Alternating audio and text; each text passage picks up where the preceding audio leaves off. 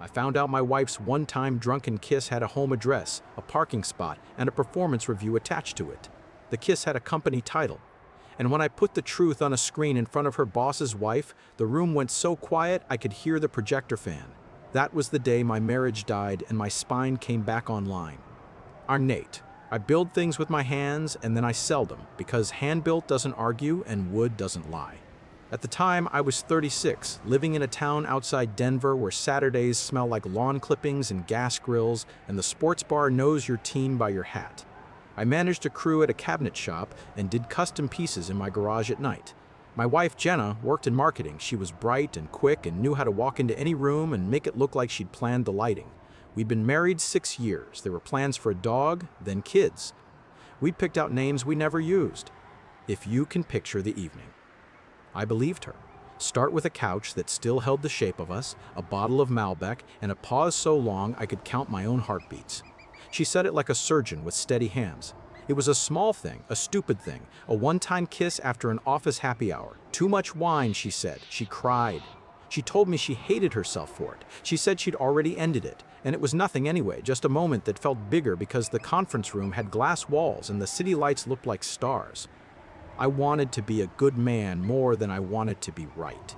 I told her I forgave her. I meant it. I pictured us getting through this and telling friends one day that love is a choice, that you have to touch hurt with your bare hands and trust it won't bite again. After that talk, she became a model citizen of our marriage. She deleted a number labeled simply K and told me she'd told the guy to never speak to her again.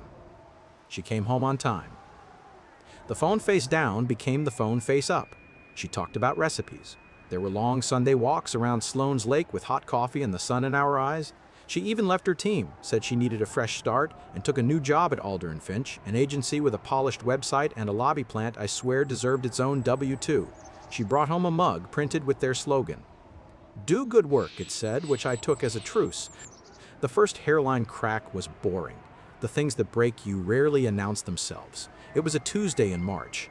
She told me she had a happy hour with her team to celebrate onboarding, but the Uber receipt on our shared email showed a drop-off 7 blocks past the bar's address, out by a cluster of luxury townhomes where the streets have names that sound like they were invented by a realtor at midnight. When I asked, she blinked, then smiled. Oh, I'm terrible with pins, she said. I must have fat-fingered the address. The driver probably missed the turn. She scrolled on her phone, shrugged, and kissed my cheek like punctuation. The second crack was a smell. It was cologne, not mine. It lodged in our couch like a dare. I recognized cedar and spice because that's what I used to finish Walnut. She said a guy from her team hugged her when he left the bar. Old friend, she said. Oversharing, she said. I stood in the kitchen and wiped my hands on a dish towel and told myself not to be that guy. The third crack was the calendar. Jenna had shared her Google Calendar with me the year we got married because we kept double booking holidays. After the great Malbec confession, she'd kept it shared. I didn't check it often because I didn't want to live like a detective. But one night, while I was ordering drawer pulls, a notification popped up on my laptop for a new event in her calendar titled Office Hours. It repeated every Thursday, 6 to 8. Location, Conference A. When I clicked, it said, created by R. Shaw. I didn't know any R. Shaw. I hovered there, feeling the old heartbeat counting game again, and then I closed my laptop like I was snuffing a flame. If you've never tried to rebuild trust, it's heavy. You push it uphill and tell yourself the burn is growth. I gave her grace. I kept my mouth shut, I told myself stories, and I carried that weight. April turned to May. Alder & Finch told everyone to come in 3 days a week for culture. Jenna started wearing the kind of dresses that photograph well against exposed brick. She was sharp and focused, and I swear, on good days, I loved the work ethic in her like it was a shared religion. We did date nights again. We made a list on the fridge titled Summer Things and added breweries, a camping trip we never took, and a chalk note that said, just us. The night the truth woke up, it was because of a calendar invite. If you want to know how lies break, it's not usually a hotel key under a lamp. It's a dot on a grid. She was on the couch, laptop open, typing into a Slack channel called Growth Team. I was at the dining table rubbing oil into a maple cutting board for a client who liked his initials carved deep. Jenna stood to get more tea and her laptop chimed. An invite appeared. My eyes caught it by accident because I was sitting right there. It was from Ronan Shaw to Jenna Miles. Subject, Thursday office hours. Location 2006 W, Wild Iris CT, Unit 3. That was a home address. My name pressed itself into my mouth and stayed there. I didn't say it out loud. I looked at Jenna's face, and she didn't look scared. She looked relieved. Like some machine inside her got what it wanted. She clicked accept and set the laptop down. "Want anything from the kitchen?" she asked. "Just water," I said, my voice pleasantly boring. She went to the sink. I took my phone and snapped a photo of the invite on her screen because 8 months earlier I had believed in sainthood. Then I sent the photo to my own email because a part of me that learned from splinters knows you keep proof. I told myself a story first. Maybe office hours was about mentoring. Maybe the agency used cute names for late-night brainstorms, and maybe Jenna's new boss liked to meet at homes because he was eccentric and famous and didn't believe in desks. I looked up Alder and Finch's leadership page. The CEO was a woman named Angela. The creative director was a man named Ronan S. I clicked his bio. There he was, clean jaw, linen shirt, dream life in the parentheses. Words like storyteller and brand steward. Married, 2 kids, volunteer board member for a community garden. His photo was a perfect ratio of handsome and safe. I clicked his LinkedIn. There was a public post about how leaders should be accessible. "Office hours with my team," he'd written. A photo showed a long table with laptops and smiling people and Ronan at the head. It was shot in Alder and Finch's conference room, not a living room with a gas fireplace and a fiddle leaf fig, which is what popped up when I took that home address and dropped it into Maps. I showed up the first Thursday. I could pretend I had plans. I told Jenna I was meeting a contractor about a built-in for a dentist office and that it might run late. She nodded and kissed me and left in a black dress I knew by the zipper. I waited 10 minutes and then got into my truck and drove to the address. The townhouse alley was quiet, all garage doors and security lights. It smelled like wet concrete. I turned off my engine and sat there with my hands on the wheel like they were learning how to pray. At 6:14 p.m., a silver Audi pulled into the alley and slid into Unit 3's garage. The license plate had the agency's initials on the frame. The driver's hair caught the light. It was the creative director, no linen shirt, just a casual sweater that probably cost more than my planer. He got out, hit the door button, and the garage died into quiet. At 6:20 p.m., another car rolled up, a lift, and Jenna stepped out. She didn't look nervous. She looked like she was walking into a story she believed in. The garage door opened. She went inside. The door closed. I sat there until 8. I tried to swallow. I tried to breathe. I tried to think of something to do that would save me and not destroy me, and nothing in that alley offered instructions. When she came out at 8009, her hair was in a new shape and her mouth had that post-wine looseness that wants to confess without consequences. She didn't see me. She walked to the corner. The Lyft driver, bless his schedule, pulled up on time. She left. I didn't go home. I drove to a 24-hour diner and ordered coffee so I'd have something safe to hold. I made a folder on my phone called A&F. I dropped the photo of the calendar invite into it. Then I scrolled back and started collecting. The Uber receipt with the wrong PIN, the cologne idea I dismissed, the recurring office hours. A screenshot of Ronan's LinkedIn post, a photo of the townhouse pulled from Zillow because people like to brag about square footage when they sell. I jotted the date and time I'd seen her enter. I took notes on the stupidest details because details keep you sane when the narrative would rather eat you. On the way home, I rehearsed. If she admitted it, what would I do? If she lied, what would I do? If she cried, what would I do? I didn't arrive at answers so much as poses. When I walked in, she was in the shower, humming. The steam turned our bathroom mirror into fog. She came out in my old college tee and smiled like I was the person you smile at when your life is exactly as you ordered it. "How was the contractor?" she asked. "He was late," I said. "We rescheduled for next week." "I'm sorry," she said. "I know you hate that." She kissed me and tasted like mint. I didn't ask myself what it covered. I was so tired of interrogating air. I didn't confront her that week. Or the next. I became, briefly, a man I didn't recognize. Quiet, polite, extra attentive. You'd think it was because I still wanted to believe in our marriage. That's true, but the bigger truth is uglier. I wanted enough rope to pull the whole thing into the daylight so there'd be no talk of misunderstandings or we were just brainstorming the fall campaign. I wanted the kind of proof you can't candle and see through. I wanted to be done with the phase of my life where I had to take someone's word for it. So I did boring, legal, absolutely normal things. I took photos of calendar invites. I saved Lyft receipts from our shared email. I made a note the night Jenna said she had a mentor dinner with the team, and I watched a babysitter ring the bell at the Shaw townhouse at 6 p.m. and leave at 6:05. And then I watched my wife arrive at 6:30 with a bottle of wine that wore a ribbon. I learned that Thursdays weren't the only office hours. Sometimes they met on Tuesdays too. I learned how long it took her to get home afterward. Sometimes they met on took her to get home afterward. I learned that if I set an alarm for 2 a.m. and checked our credit card portal, I'd find a DoorDash charge to the same address for a late brainstorm. I learned his wife's name from his Instagram bio, where everything was pristine and family forward. If this sounds sick, it is. But I didn't break any laws. I didn't hack a thing. I used what they gave me in order to believe my own eyes. When people say they lost trust, this is what they mean. They mean they have to measure touch. The smoking gun fell into my lap because of payroll. Alder and Finch uses an HR suite that sends everyone a PDF of the latest ethics policy when it updates. Jenna got one on a Monday. It was titled Fraternization and Supervisor, Subordinate Relationships Policy Clarification.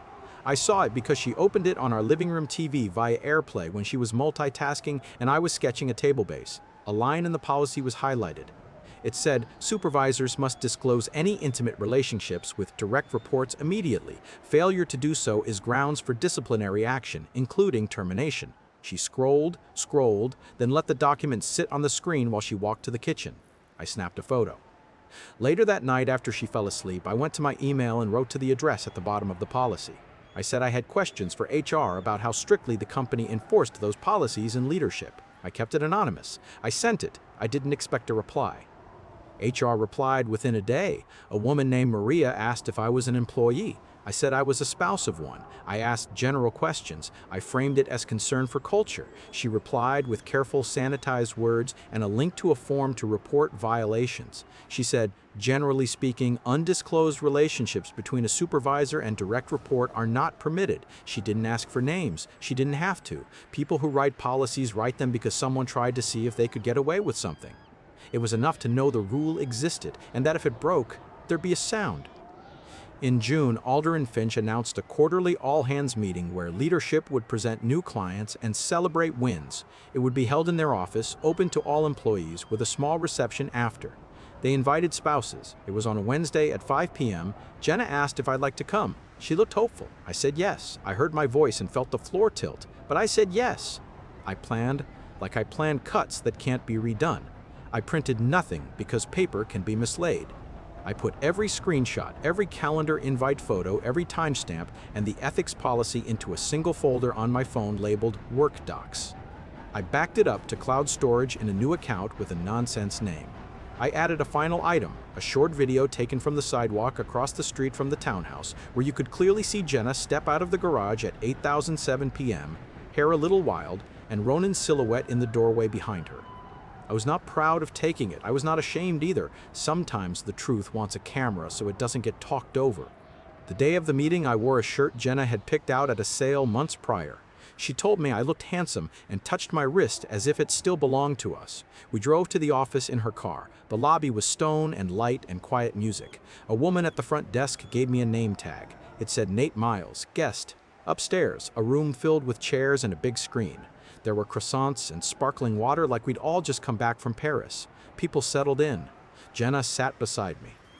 The creative director, who I now knew by first and last name, stepped to the front in a navy blazer and the kind of smile that expects applause. He had a mic. He welcomed everyone. He talked about growth.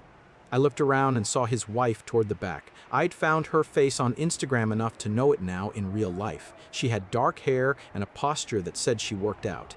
She sat straight and attentive like she was proud of where her husband had ended up. A small part of me wanted to shake her hand, say I knew what it felt like to believe. They went through slides. Jenna clapped in the right places. Ronan made a joke about brand families. It landed. The CEO, Angela, talked about culture, about ethics, about how Alder and Finch wasn't just a place to make things, but a place to be proud of who you are while you make them. I think I smiled then, and it must have looked wrong because Jenna glanced at me and mouthed, "You okay?" I nodded. I was suddenly precisely sure of what I would do. There is a way the body knows it is about to do something permanent. The blood speeds up, the air gets buttery. When Q&A started, a few people asked about new software, summer Fridays, hybrid policies. Then, the mic fell quiet. I stood. Question for leadership, I said, because God help me, I felt the need to be polite to people who had cooked my life on their stove, specifically about the ethics policy. How strictly is the supervisor-subordinate relationship rule enforced in creative?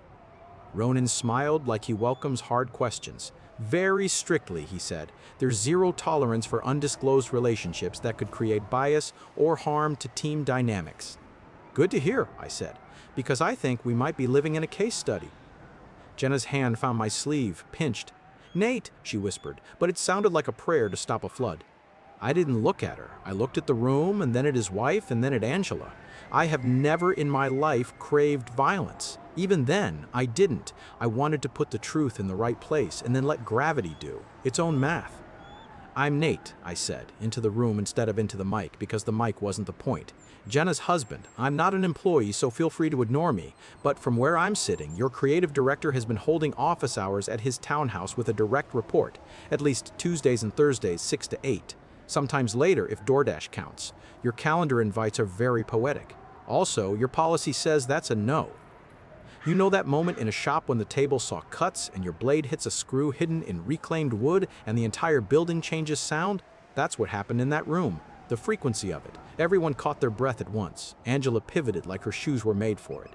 "Sir," she said, and her voice was calm because people who lead had been in fires before. "This is not the forum." "Then make a forum," I said, quiet now. I was shaking, but I didn't need them to see it. "Make it in HR, in private, with legal. I'm not here to turn this into a YouTube short. I'm here because I forgave a one-time kiss with a coworker after wine 8 months ago, and then I watched my wife get recruited by the man she'd already been kissing. I'm here because you put a banner on your lobby about ethics, and in my house the banner is a couch that smells like someone else's cologne." Jenna stood. "Nate," she said, voice thin, "we should go." Ronan had set his smile down somewhere he couldn't find it. He reached for a mic he didn't know how to use anymore. "This is wildly inappropriate," he said. "We can discuss." "Ronan," Angela said, not looking at him. She was looking at her HR director, who had arrived as if summoned by a bat signal only she could see. "Please step out. You too, Jenna." People in the row drew their legs back as if fire walked by. His wife didn't stand. She stared at him with a face that didn't belong to anyone I knew from the curated posts. He glanced at her once. It might have been reflex. Then he and Jenna walked to a side room with the HR woman. The door closed. The room exhaled. I didn't run. I didn't crow. I sank into my chair like my bones had finally remembered gravity. Angela walked down the aisle to where I was and handed me a glass of water. It trembled in my hand. "Thank you for not making this uglier," she said low. "We will take it from here." I nodded. "I didn't know where else to take it," I said, and found my own honesty intact for once. "I'm sorry for the scene. I tried to keep my marriage in-house. It didn't want to live there anymore." She almost smiled and then didn't. The room emptied in polite murmurs. His wife passed by me without looking, following HR. I thought about the part of her that had made the babysitter schedules and checked Ronan's collar for lint and told the kids, "Dad works late. There are so many of us. We should have a union." I didn't go into the side room. I didn't need a front row seat to something that had already shredded me. I left. In the elevator, my hands stopped shaking. In the lobby, I paused and watched the way light hit the plant. It was perfect. It made me want to rip it out of the pot and plant it in a yard that knew my name. Jenna called me 5 times that night. I let it ring. She came home late, eyes red, voice soft like the first snowfall. "It wasn't like you think," she said in the kitchen, and to her credit, she didn't try to sell me that version more than once. I mean, it started before, but we weren't. "Don't," I said. "Don't rewrite the script while the credits are rolling." "I told you about the kiss because I couldn't carry it," she said. "I thought if I told you a piece, I could be better. I tried to be better. But then he hired me and You practiced being honest on a decoy," I said. "So when the main act showed up, you could say you're the woman who tells the truth." She cried into her hands. "I wanted to be carved from stone. I wanted to be a person who didn't still reflexively hand her a tissue. I handed her a tissue." "They suspended both of us," she said. "HR said it's an undisclosed relationship, that I was a direct report. They're talking about termination. I think I'm going to lose my job." "I'm sorry," I said, "because sorrow is not a finite resource, and I had a lot of it." "I don't want to lose you," she said. "I messed up. I know it. I don't know why I kept walking into the same fire. You're good, Nate. You're steady. I know I got used to that. I know I took it for granted. Please, can we try to fix us?" I thought of the alley. of the babysitter, of the way she'd looked walking into that garage like something in her had finally arrived. I thought of Malbec on a couch and the way I had believed in sainthood. I thought of my hands sanding maple because it doesn't argue. "No," I said, "you played games with the truth. I played along. That's on me. But I'm done playing."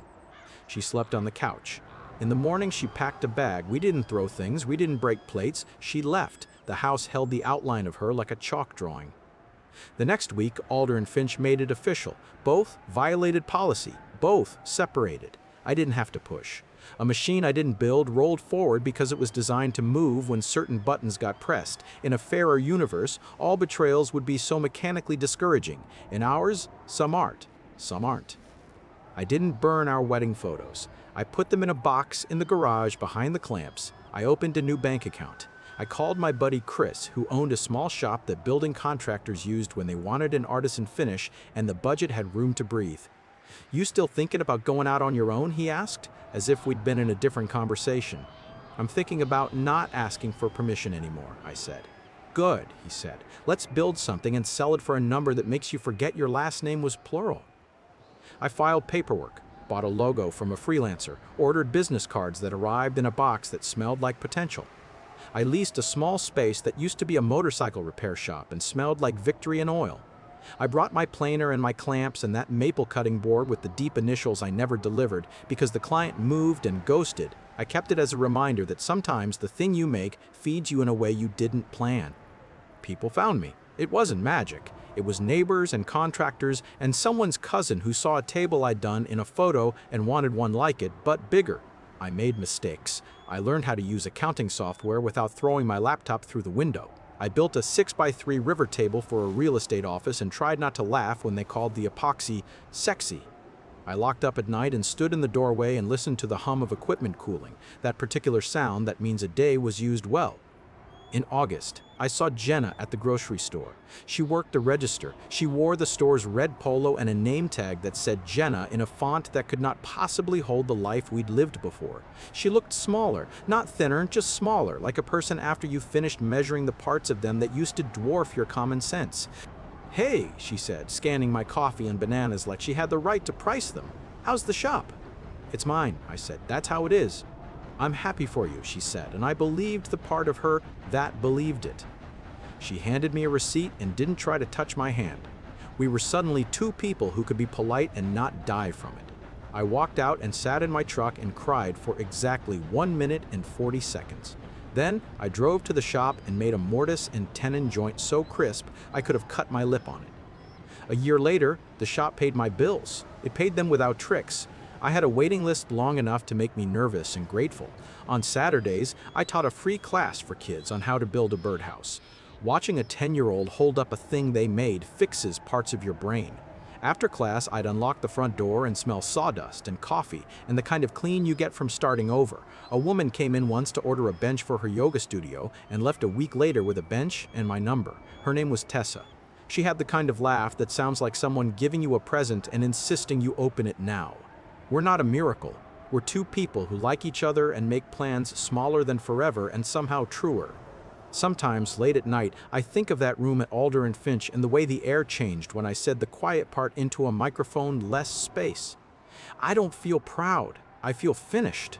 The revenge wasn't watching them lose their jobs. It was standing in my own life again and realizing I didn't have to audition to stay. If you ask what I learned, it's this. People can weaponize honesty by handing you a piece so you'll stop looking for the hole. "It was just a kiss" is often a prologue that wants a standing ovation.